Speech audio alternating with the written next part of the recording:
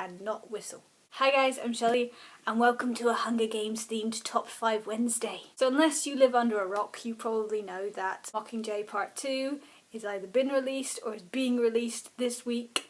And so the lovely Lainey over at Ginger Reads Lainey decided to do a Hunger Games themed Top 5 Wednesday. And it's your top 5 Hunger Games moments, whether it be movie, whether it be book, whether it be both, just the moments that make you happy.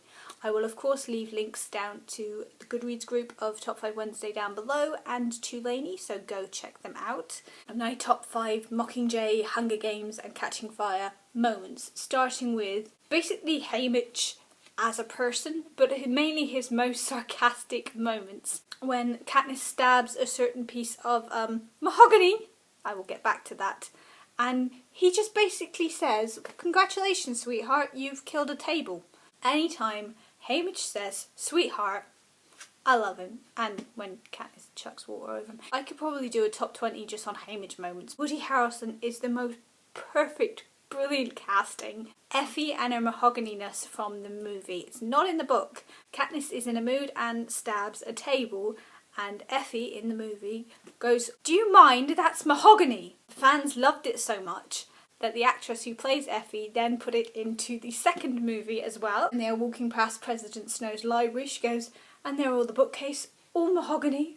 The mahogany moment, it's just the fans have been brought into the movie and I really, really love that. Number 3 is the moment between Katniss and Finnick in Mockingjay Part 1, I believe, and the Mockingjay book. They're talking about how they're falling apart.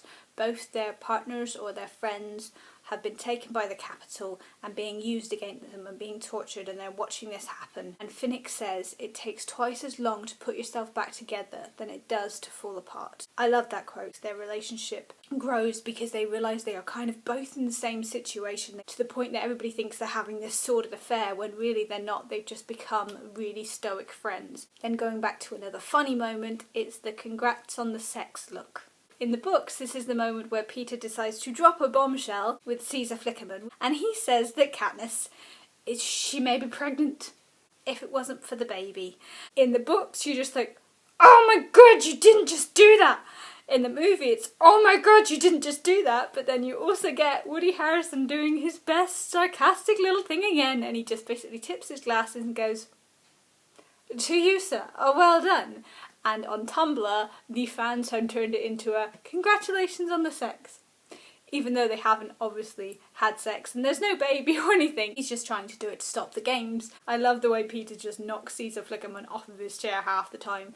And Haymitch. Any moment with Haymitch again. And last but not least, we have the moment when Finnick walks around in his pants. It didn't happen in the movie and I really, really wanted it to, and I was so annoyed that it wasn't there. Finnick is again going crazy. He's in the hospital. To try and distract him, Katniss says, "Oh, we should go down and look at some of the new weapons that Beatty has designed." He starts walking out the door, but the thing is, he doesn't really have any pants on. In fact, he's just kind of walking around in a dressing gown. So Katniss turns to him and goes, "Finnick, maybe some pants would be good?"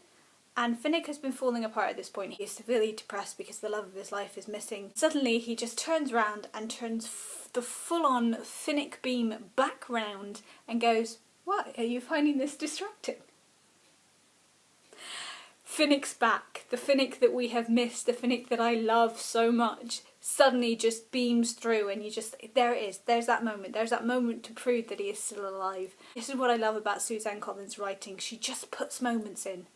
It can be as depressing as you want, it can be as horrible as you want, the most perfect person could have just died, and yet you just had that flicker of hope, you had that flicker of funny, and that is what makes The Hunger Games so good, is the comedy in the books. So those are my top 5 moments that I rambled on about so much. But I love The Hunger Games. Thank you, Lainey, for picking this Top 5 Wednesday and letting me indulge in my just loveliness. Everybody go and enjoy Mockingjay Part 2. I really hope you get to see it. I hope you guys are good. And fingers crossed we'll make it to Top 5 Wednesday number 4, and I'll see you next week. Bye. Are you coming to the tree? They strung up a man, they say he'll murder 3. Strange things that happen here, how stranger would it be if we met at midnight in the hanging tree?